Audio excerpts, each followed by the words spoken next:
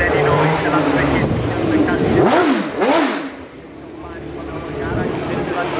one win back in the 1960s, a 2.5 litre four-cylinder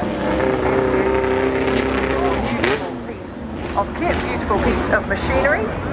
So long, these were the benchmark in Formula One, ticking along in the background. You've got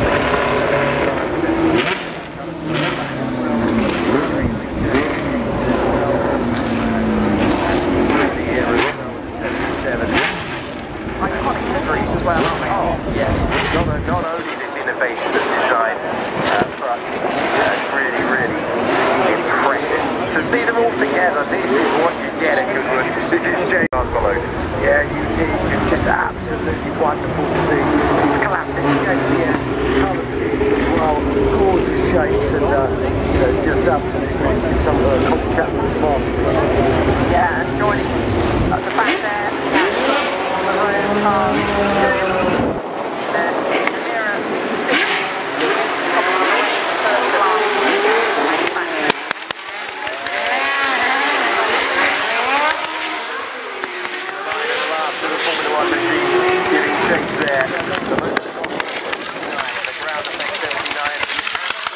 class of the field in 1978 and American Formula One World Champion of one of so many machines here. You're seeing the 72. He's out there on the KTM. And what a motorcycle this is.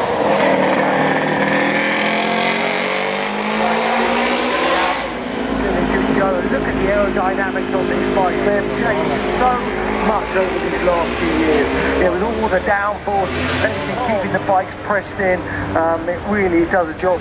It's a V4 16 valve, 260 brake horsepower, but look at that, that is Kevin Schwantz, and that's Kevin Schwantz riding his 1993 RGB 500 two-stroke.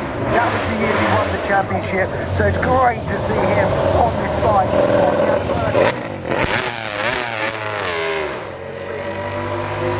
Anea Bastianini, he's the other factory rider, called the Beast. He was unlucky this year so far. He got taken out in round one by Marini, broke his right collarbone quite badly, but he's been coming back. But look at this Ducati, it really is something quite spectacular.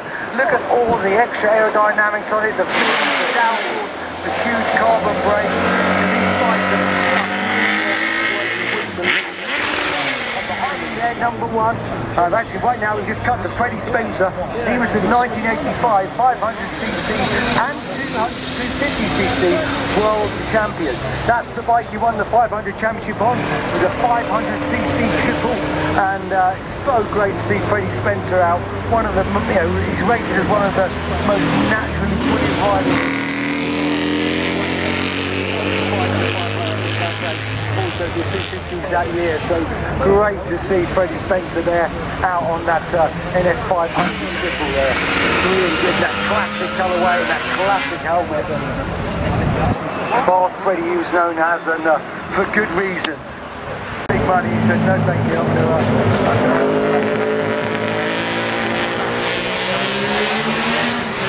look at this, the most successful race shot of all time. It is the one and only. Yeah, so here we're seeing another Extreme bike, number 7 here. That's the YZR 500 Yamaha, and this is towards the end of Sheen's career here. And really, when we're looking at these old Yamahas of this era, this is when it's just swapped over, and this is the 1957. So the Costa.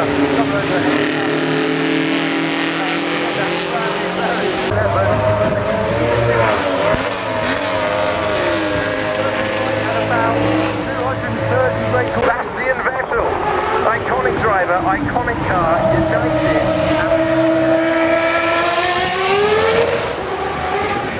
Fast cars of all time. He knew what it meant. He knew his place in motor racing. A great moment. moment, but a great day so far. How we are bouncing back from the disappointment of yesterday.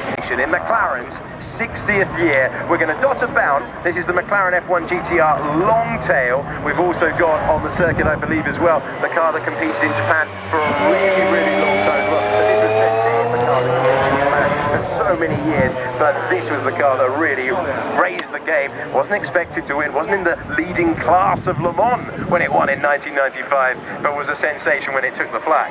Yeah, it was a very, very popular and famous victory, 6.1 litres. Off into the barriers goes the McLaren, into the bales, and just got a little bit loose coming into Moulcombe Corner, but thankfully able to get out of there without interrupting things, and that's a good job as well, because we've got a Scarlet Ferrari directly behind. This was the moment. Seen this before, it's one of my favourites so far. If you've not been, then it is well worth your time. Say goodbye to the bonnet. Thankfully, that made a bid for freedom before the Ferrari got in its path. Yep, I'm sure the Masters will do a great job in retrieving that. As we go further back, this is from 2009, I believe. The new regulations that came in for that year, and it was a car driven to victory.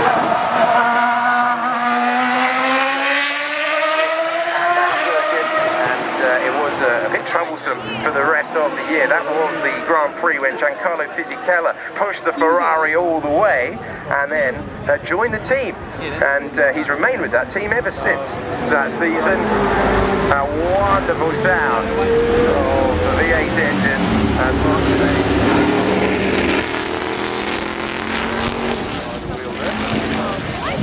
Yeah, that sound, that beautiful sound, which every time I hear it go past, wherever I'm sitting in the commentary box or whether I'm outside by the sign, I sort of give shivers down my spine. Beautiful Ferrari F60.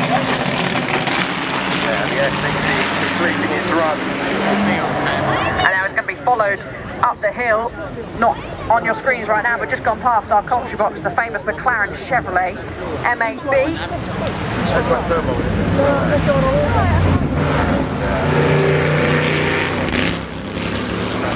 So much for that car on your screen at the moment.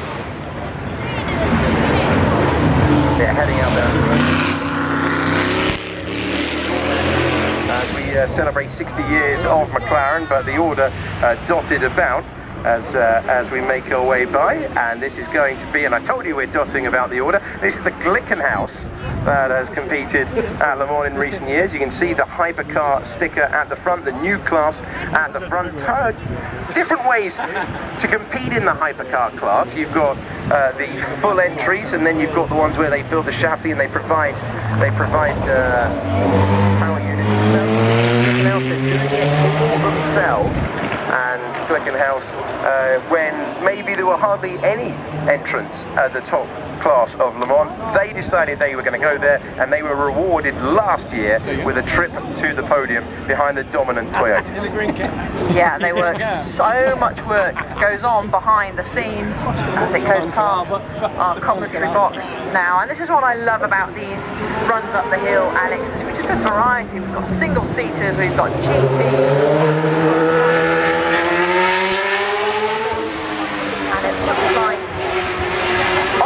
Now at the start line that Karun Chandok has got moving in his McLaren shirt. There we go.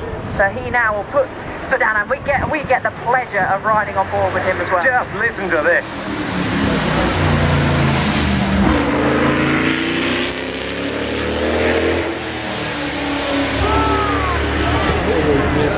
There's a red flag out. I can tell you why. We don't want to speak over the McLaren, but the red flag is out. Karun will have to stop. The Leighton House has...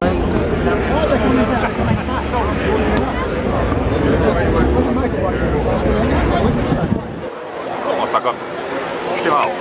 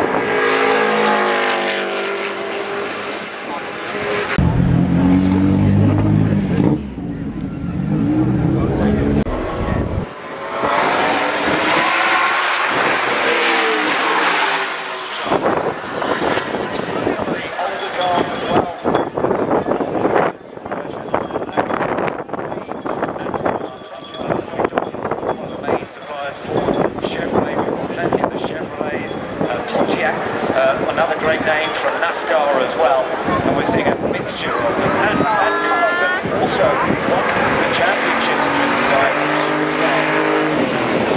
of the years. It's Exactly that. I would say it's probably considered to be one of the top ranked organisations in the world, and certainly it's one of the largest located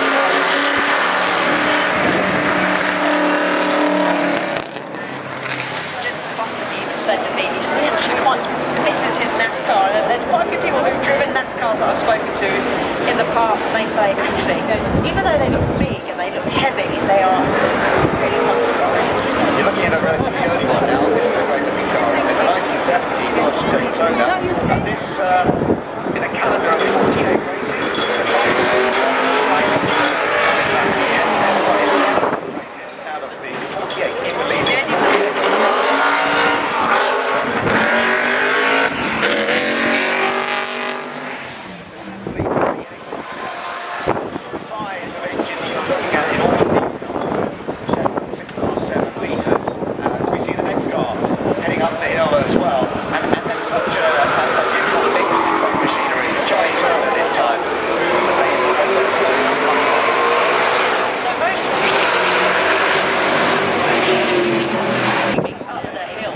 This one's from 2014, so it's not the old.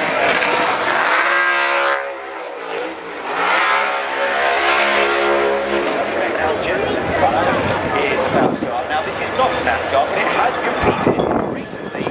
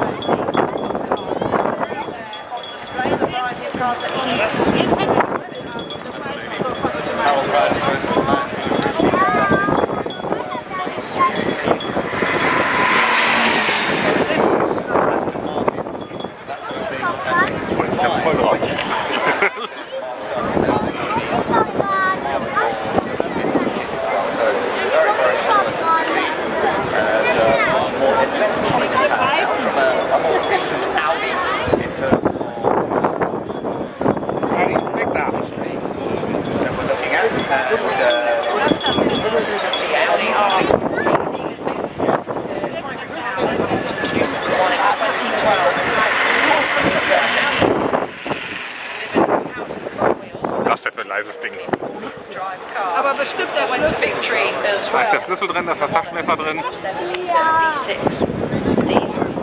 That's right, he won by only a small Nächste Akku für uns wäre. yet another victory for Audi. As you say, only won by 12 seconds, so we're winning by 12 seconds.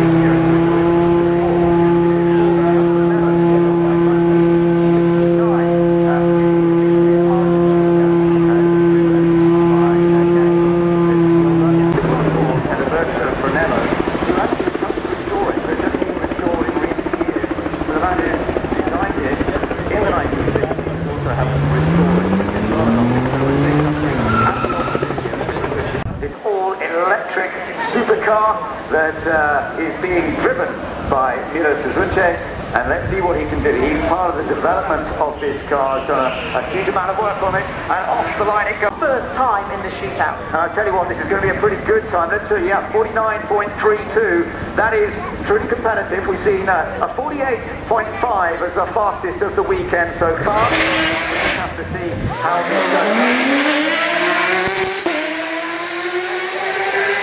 Line, I think this could well be right up there. It's a central seat.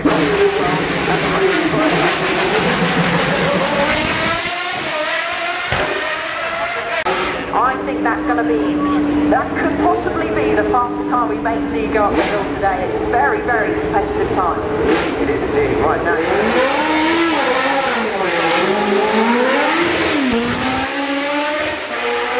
Fastest, but it's not a bad time. It's a very good time. He's only just missed out. 46.89 is the time that he's done it in. So that's just over a second off what we've seen so far from Marvin Kurtopler. So very, very impressive. Seconds off as he heads up the hill now and have a little look as he goes across the line, and it is a 51.4. Yeah, so that's not quite the pace that they're looking for, but I tell you what we've got to watch now is Adam Smalley, because Adam...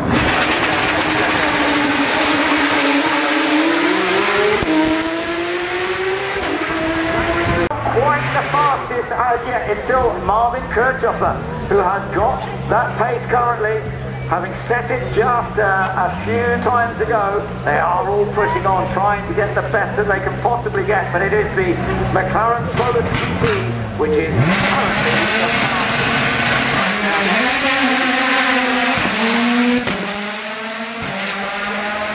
quite the sheer horsepower, 49.47 seconds.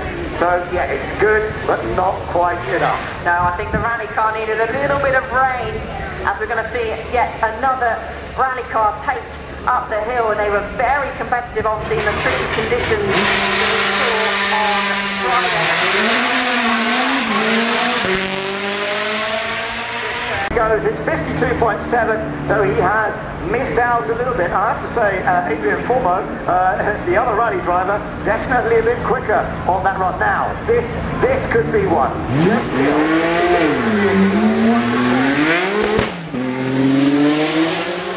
huge amount of power, quite enough, and we still got that pace that was set by Marvin Kurtopler. 45.34. That is still the target.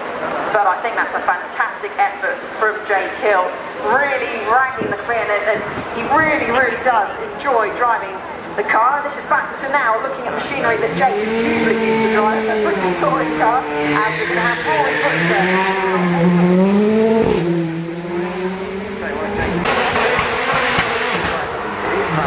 is coming up to the line now, Alice, so this is always one to watch. One of my favourite cars, the 1983 Subaru GL family Huckster, as you'll see when he stamps on the brakes, almost everything sort of flips up and gives us a wave, and this is going to be an incredible lap. And if you've had the chance to watch any of the stream over the weekend, you will see that he gives it absolutely